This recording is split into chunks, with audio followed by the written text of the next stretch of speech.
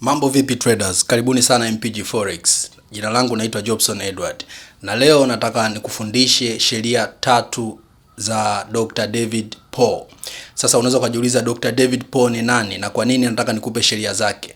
Dr. David Paul ni mtu ambaye anaheshimika sana kwenye community ya trading. Ni mtu ambaye ametrade kwa mafanikio makubwa sana, lakini pia alikuwa mentor kwa miaka mingi sana. Lakini kwa bahati mbaya ni kama miaka miwili iliyopita aliweza kupoteza maisha na hatunaye tena duniani, lakini ni mtu ambaye ameacha legacy kubwa sana kwenye community ya trading, na mafundisho yake makubwa aliyoyaacha duniani hapa yanaendelea kutumika na yana umuhimu mkubwa sana.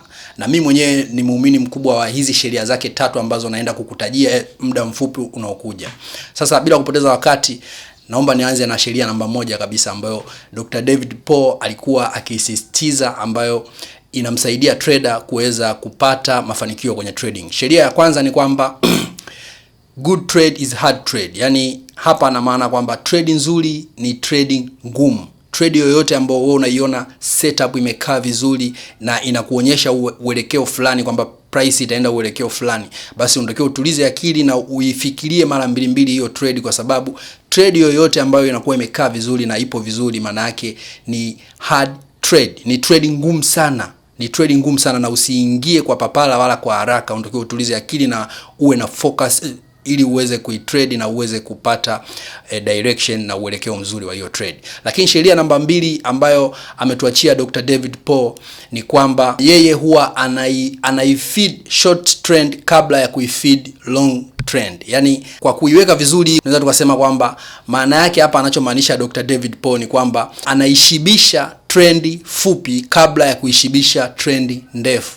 Hii ina maana gani? Hii maana yake ni kwamba soko lolote kwenye trading tunasema kwamba kuna kitu kinaitwa manipulation. Sasa manipulation ni nini? Manipulation ni pale ambapo hedge funds au mabenki wanatumia power yao kuipeleka price au kuweka pressure kubwa ili price iende sehemu fulani ili iweze kuwatoa watu kwenye stop loss. Sasa hapa anapotuambia Dr. David Paul kwamba anaishibisha trend fupi, ni maana yake ni kwamba soko kabla halijaenda uelekeo wake, kama soko linatakiwa liende juu, kabla halijaenda juu lazima litashuka chini kwanza. Ndio maana anasema kwamba kabla hajaishibisha trend ndefu, kwanza anaishibisha trend fupi, kwa maana kwamba ana trade trend fupi ambayo anatembea na benki, alafu ndo anakuja kuishibisha trend ndefu, ambapo benki wakiwa washamaliza manipulation, maana yake ndo ataenda uelekeo ambao unatakiwa kwenda. Manake sasa hapo ndo atakuwa anaishibisha trend ndefu.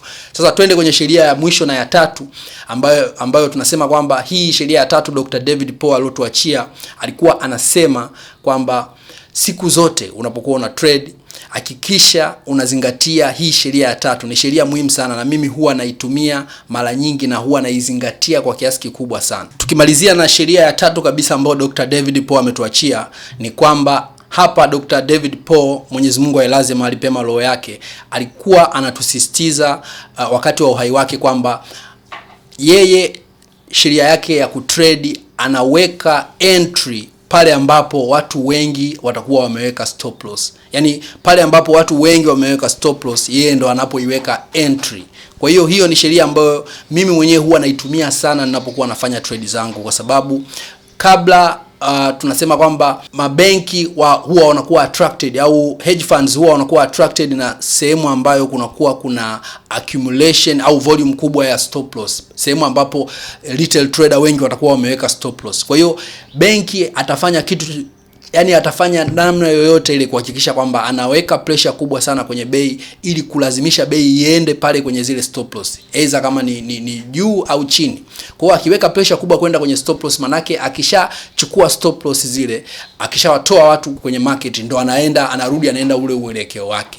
Kwa hiyo hapa anachojaribu kutuambia Dr. David Paul ni kwamba yeye anaangalia, anafanya speculation, anafanya analysis, anaangalia ni sehemu gani ambapo retail trader wengi watakuwa wameweka stop loss, na ile sehemu ambapo retail trader wengi watakuwa wameweka stop loss, yeye anaweka entry, akiwa na maana kwamba hedge funds wakishaweka pressure kubwa, wakishafika hadi kwenye stop loss pale ndo watakapobadilisha direction na kwenda uelekeo wao, kwa sababu watakuwa tayari wameshawatoa retail trader wengi kwenye market, na watakuwa tayari wanaanzia hapo kwenda uelekeo ambao wanataka kwenda. Kwa hiyo hapo manake Dr. David Paul kwa sheria yake manake anaanza nao, manake hapo ndo ataondoka na benki. Nakumbuka unavyo trade unatakiwa uwafate mabenki.